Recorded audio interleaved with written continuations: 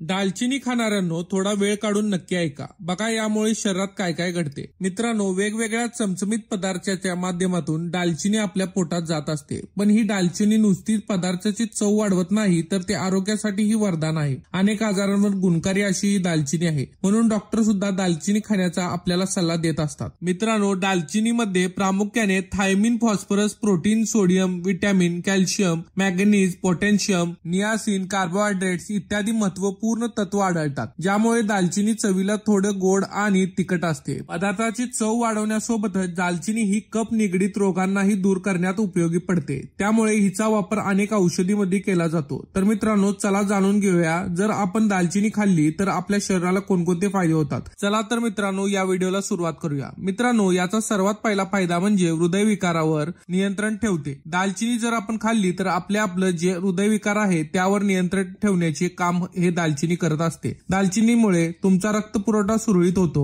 त्यामुळे दिवसातून एकदा तरी तुमच्या जेवणात दालचिनी असू द्या. त्यामुळे हृदयविकार नियंत्रणात राहतो. मित्रांनो, याचा दुसरा फायदा म्हणजे दालचिनी हे डायबिटीज नियंत्रणात ठेवण्याचे काम सुद्धा करू शकते. शरीरातील साखर नियंत्रणात ठेवण्याचे काम ही दालचिनी करत असते. त्यामुळे डायबिटीज मधील दुसऱ्या प्रकारची इन्सुलिन नियंत्रणात ठेवण्याचे काम देखील ही दालचिनी करत असते. त्यामुळे तुमच्या नित्य सेवनात दालचिनी असावी. मित्रांनो, याचा तिसरा फायदा म्हणजे तुमचं वजन जास्त वाढत असेल किंवा तुमचं वजन नियंत्रणात नसेल तर दालचिनी ही तुमच्यासाठी खूप उपयोगी पडू शकते. कारण मित्रांनो, दालचिनी जर आपण खाल्ली तर वजन नियंत्रणात राहू शकते. मित्रांनो, महिलांच्या आयुष्यात अनेक शारीरिक बदल होत असतात. शारीरिक बदलामुळे वजन कमी जास्त होत असते. तुमचेही वजन असंतुलित झाले असेल तर तुमच्या वजनाला नियंत्रण ठेवण्याचे काम ही दालचिनी करत असते. जर तुम्हाला वजन नियंत्रणात आणायचे असेल तर दालचिनीचा चहा करून प्या. बघा ते चहा कशा प्रकारे: 1 कप गरम पाण्यात दालचिनी पावडर घालून ते पाणी 30 मिनिटे तसेच ठेवा. पाणी थंड झाल्यानंतर त्यात 1 चमचा मध घाला. पण गरम पाण्यामध्ये मध घालू नका, कारण त्यातील चांगले घटक कमी होतात. मित्रांनो, असं रोज पाणी प्या. तुमचे वजन हे कमी होऊ लागेल. मित्रांनो, याचा चौथा फायदा म्हणजे दालचिनी जर आपण आपल्या आहारात ठेवली तर आपल्या डोळ्यांचं आरोग्य खूप चांगलं होऊ शकते. कारण मित्रांनो, दालचिनी ही आपल्या डोळ्याच्या विकारावर गुणकारी ठरू शकते.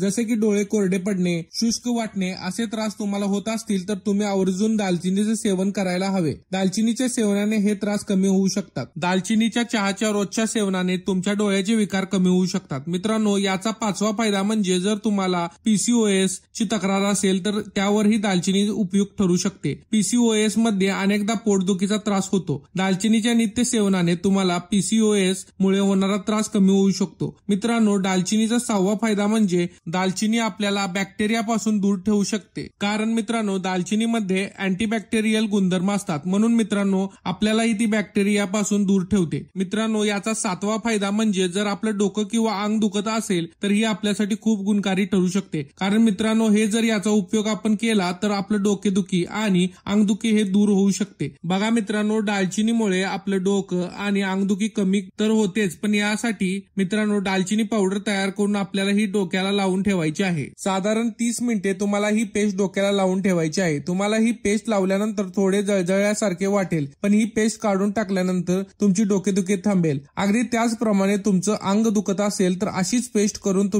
तुमच्या दुखण्याच्या भागावर लावायची आहे. यामुळे तुमचं अंगदुखी हे कमी होऊ लागेल. तर मित्रांनो, अशा प्रकारे दालचिनी खाण्याचे फायदे आपल्या शरीराला